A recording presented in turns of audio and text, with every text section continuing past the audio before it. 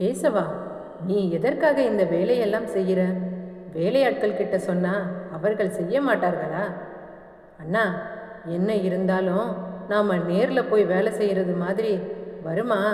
உடனே அண்ணி கார்த்திகா, தம்பி, நீங்கள் ரொம்ப களைப்பாக இருப்பீங்க, முதல்ல இந்த மோரை குடிங்க. கேசவன் உடனே, எங்கள் அம்மாவுக்கு பிறகு என் பசியறிந்து உணவு தருவது நீங்கள்தான் அண்ணி. அண்ணன் ரகுவின் உழைப்பினால் வறுமையில் இருந்த கேசவன் குடும்பம் ஊரில் தலை நிமிர்ந்தது. தற்போது ரகுவிற்கு தேட்டர், ஹோட்டல் என்று கணக்கிலடங்கா சொத்துக்கள் உண்டு.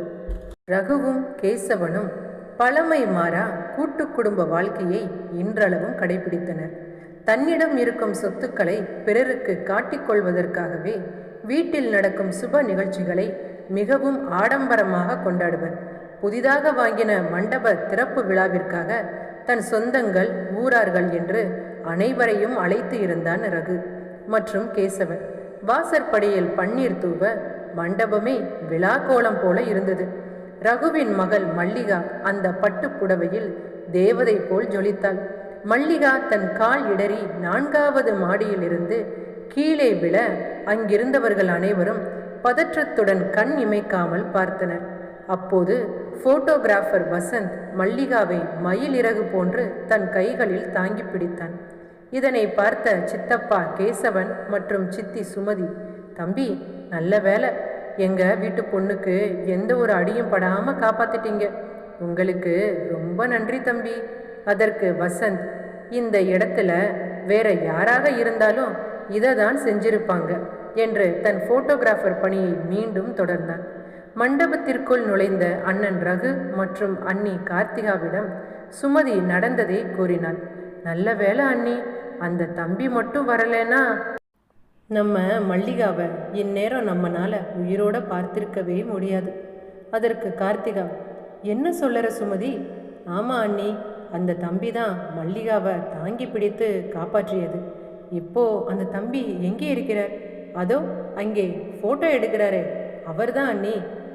உடனே ரகு மற்றும் கார்த்திகா, தம்பி, உங்களுக்கு ரொம்ப நன்றி என்று ஒருவருக்கொருவர் மாறி மாறி வசந்திற்கு நன்றி மலையை பொழிந்தனர். இதனை பார்த்த தம்பி கேசவன், எங்க அண்ணனுக்கு அறிவே இல்லை, ஒரு முறை நன்றி சொன்னா பத்தாதா?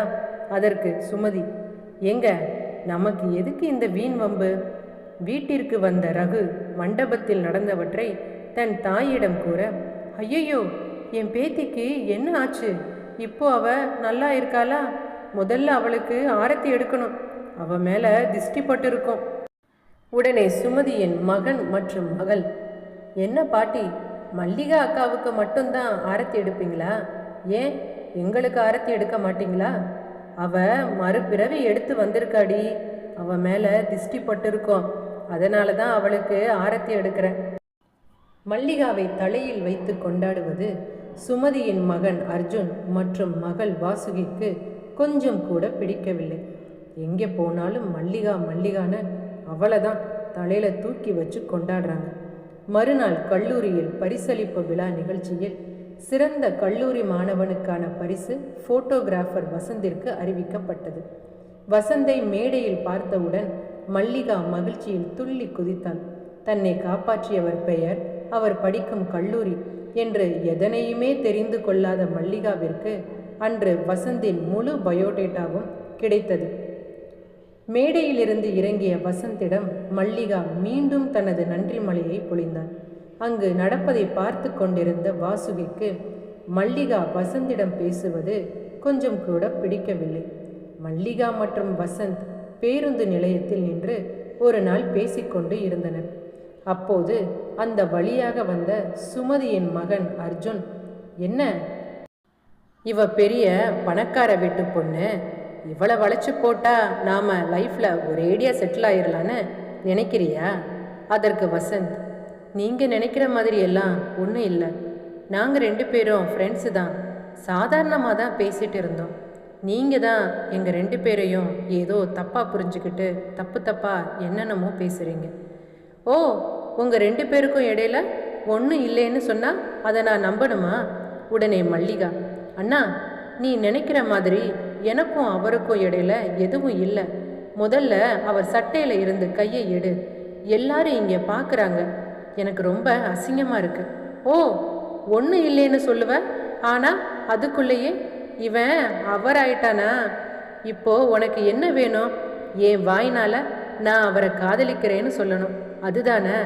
ஓ, நீ இல்லைன்னு சொன்னால் மட்டும் நான் அதை நம்பிடுவேனா என்று அர்ஜுன் தன் நண்பர்களுடன் சேர்ந்து வசந்தை தாக்கத் தொடங்கினான். வசந்தை அந்நேரம் காப்பாற்றுவதற்காக மல்லிகா, ஆமாம், நான் அவரை தான் காதலிக்கிறேன், அவரை தான் கல்யாணம் பண்ணிக்க போகிறேன். இப்போ உனக்கு என்ன வேணும்? முதல்ல இங்கிருந்து போ. மல்லிகா பேசியது அனைத்தையும் அங்கு கேட்டுக்கொண்டிருந்த மல்லிகாவின் பெற்றோர் ரகு மற்றும் கார்த்திகா அவள் பேச்சை கேட்டு அதிர்ச்சி அடைந்தனர். உடனே சித்தப்பா கேசவன், பார்த்தியான, உன் பொண்ணு பொது இடம்னு கூட பார்க்காம ஒரு பையனை கை காட்டி அவனை தான் காதலிப்பேன், அவனை தான் கல்யாணம் செஞ்சுப்பேன்னு சொல்றா. இவளுக்கு எவ்வளவு நெஞ்செழுத்தம்! எல்லாம் நீ கொடுத்த செல்லம் தானே. ரகு, இனிமே நீ எனக்கு மகள் இல்லை. என் மூஞ்சில கூட முழிக்காத. உனக்கும் எனக்கும் இனி எந்த ஒரு ஒட்டும் உறவும் இல்லை என்று கோபமாக காரில் ஏறினார். உடனே தாய் கார்த்திகா, மல்லிகா மல்லிகா என்று அழுது கொண்டிருக்கும் போது கேசவன் மனைவி சுமதி, அக்கா, அண்ணனே அவளை வேணாம்னு சொன்னதுக்கப்புறம் கிட்ட உங்களுக்கு என்ன பேச்சு? கோபத்தில் ரகுமாமா ஏதாவது தப்பான முடிவு எதுவும் எடுக்க போறாரு.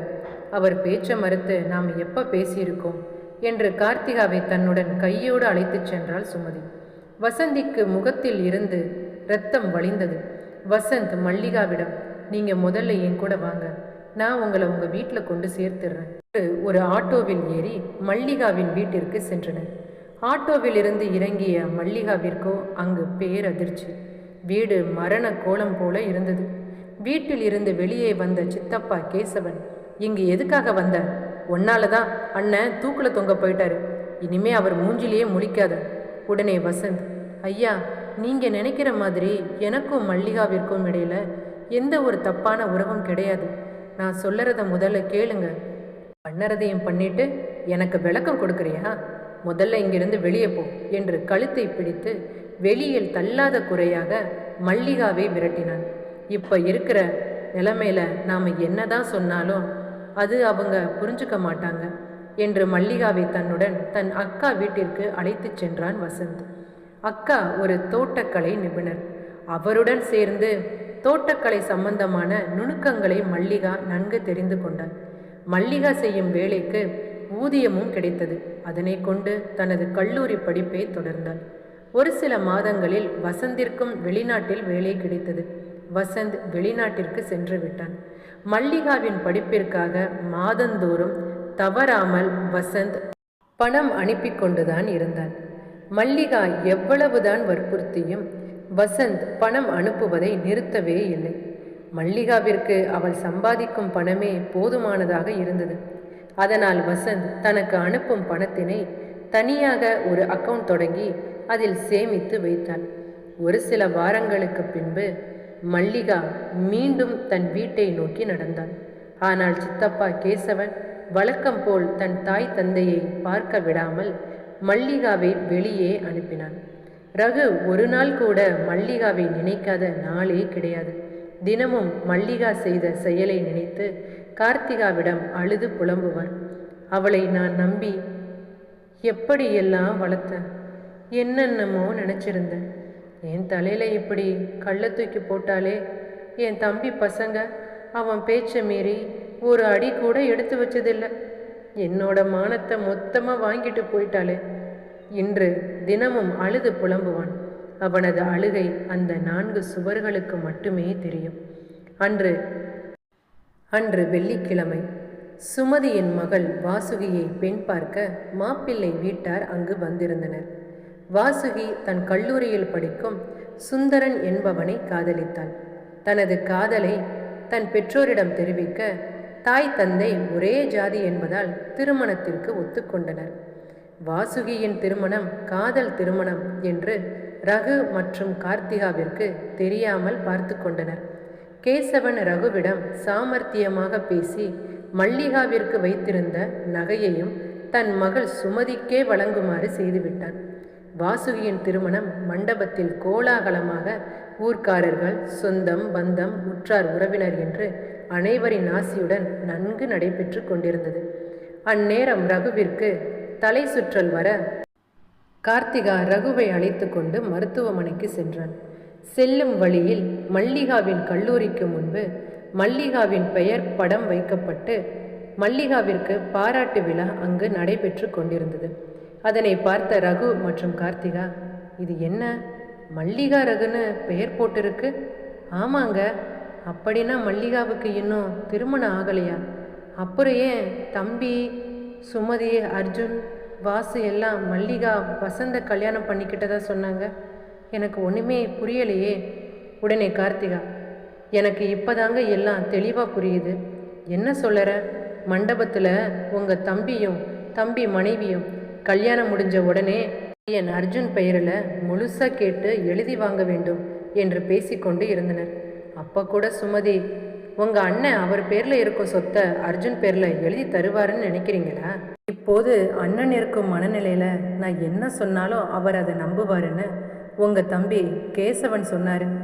பாராட்டு விழா முடிந்து வெளியே வந்த மல்லிகாவை பார்த்தவுடன் பெற்றோர் ரகு மற்றும் கார்த்திகா மல்லிகாவை ஆற தழுவி கட்டி அணைத்து கொண்டனர். அப்போது வசந்தின் அக்கா, அம்மா, என் தம்பிக்கும் உங்கள் பொண்ணுக்கும் எந்த ஒரு தப்பான உறவும் கிடையாது. நானே உங்களை நேரில் பார்த்து இதை உங்களுக்கு புரிய வைக்கணும்னு நினச்சேன். ஆனால் எத்தனையோ முறை நாங்கள் முயற்சி பண்ணியும் உங்கள் தம்பி என்னையும் மல்லிகாவையும் உங்கள் வீட்டுக்குள்ளே விடவே இல்லை. மல்லிகா இவ்வளவு நாளாக என் கூட தான் இருந்தாம்மா. உடனே மல்லிகா, ஆமாப்பா, வசந்த் அக்கா தான் எனக்கு இவ்வளவு நாளாக அடைக்கலம் கொடுத்து என்னை பார்த்து கொண்டார்கள். என்றைக்காவது ஒரு நாள் என்னை நீங்கள் புரிஞ்சுப்பீங்க, உங்களுக்கு உண்மை தெரிய வரும்னு நான் நம்பினேன். உடனே ரகு, எனக்கு மல்லிகா மட்டும் பொண்ணு கிடையாதும்மா, நீயும் எனக்கு ஒரு பொண்ணு மாதிரி தான். இவ்வளவு நாளாக எங்கள் பொண்ணை கண்ணும் கருத்துமா பார்த்துக்கிட்டதுக்கு உனக்கு நான் தான் நன்றி சொல்லணும். உனக்கு எவ்வளவு நன்றி சொன்னாலும் பத்தாதுமா. உடனே வசந்தின் அக்கா, வசந்த் இன்று வெளிநாட்டில் இருந்து வருகிறான், அவனை வரவேற்க நான் போக வேண்டும், வருகிறேன் என்று அவசரமாக கிளம்பிவிட்டாள். ரகு தன் மகள் மல்லிகாவை கூட்டிக் கொண்டு தன் வீட்டிற்கு சென்றார். அங்கே மல்லிகாவின் பாட்டி தன் பேத்தி மல்லிகாவை பார்த்தவுடன், ரகு, என் பேத்தியை ஒரு வழியாக இந்த வீட்டுக்கு மறுபடியும் கூட்டிகிட்டு வந்துட்டியாயா? இப்போதான் எனக்கு நிம்மதியாக இருக்குது. என் பேத்தி வந்ததுக்கு பின்பு தான் இந்த வீடே மகாலட்சுமி வந்த மாதிரி இருக்குது. வெளிநாட்டிலிருந்து வந்த வசந்த், அவனது மாமா நேராக மல்லிகாவின் வீட்டிற்கு சென்றனர். இருந்து கேசவன் எத்தனையோ முறை கால் செய்தும் ரகு அதற்கு பதில் அளிக்கவில்லை. உடனே நேராக வீட்டிற்கு விரைந்த கேசவன் வீட்டில் மல்லிகாவை பார்த்தவுடன், எங்கள் அண்ணனை தலைக்குனியை வச்சுட்டு இப்போ அவனை கூட்டிட்டு இந்த வீட்டுக்கே வந்துட்டியா? உடனே கோபத்தில் ரகு, நிறுத்துடா, உன்னோட வேஷம் வெளுத்துருச்சு. சொத்துக்காக அண்ணன் பொண்ணுன்னு கூட பார்க்காம அவள் வாழ்க்கையை அழிக்க துணிஞ்சிட்டேன். உன்னை என் பெத்த புள்ள மாதிரி தானடா வளர்த்தேன். என் பொண்ணுக்கு இப்படிப்பட்ட துரோகம் செய்ய உனக்கு எப்படிடா மனசு வந்துச்சு? இனிமே உனக்கும் உன் குடும்பத்துக்கும் இந்த வீட்டில் இடமில்லை. முதல்ல வீட்டை விட்டு வெளியே போ. அதன் பின் கேசவனின் குடும்பம் அங்கிருந்து சென்றது. அங்கே ரகுவின் தாய், இந்த உலகத்தில் எங்கே தேடினாலும் என் பேத்திக்கு இப்படிப்பட்ட ஒரு பையன் கிடைக்காதுப்பா. இந்த பையனையே என் பேத்திக்கு கல்யாணம் கட்டி வச்சிருப்பா. ரகு தன் மகள் மல்லிகாவை பார்க்க, அப்பா, வசந்து மேலே இப்போவும் எனக்கு எந்த ஒரு தப்பான எண்ணமும் கிடையாது. உங்களுக்கு விருப்பம் இருந்தா எனக்கு இந்த திருமணத்தில் சம்மதம். வசந்த் வீட்டிலும் திருமணத்திற்கு சம்மதம் தெரிவித்தனர். சில மாதங்களுக்கு பின்பு புதிதாக கிடைத்த சொந்தங்களுடன் வசந்த் மற்றும் மல்லிகா திருமணம் இனிதே நடைபெற்றது. இந்த கதை உங்களுக்கு பிடித்திருந்தா மறக்காம லைக் பண்ணி ஷேர் பண்ணுங்க. இந்த கதை பற்றிய உங்களது கருத்துக்களை மறக்காம கமெண்ட் பண்ணுங்க. என்னுடைய இது போன்ற கதைகளுக்கு ஸ்டோரி டைம் 6 தமிழ் சேனலை சப்ஸ்கிரைப் பண்ணுங்க. நன்றி, வணக்கம்.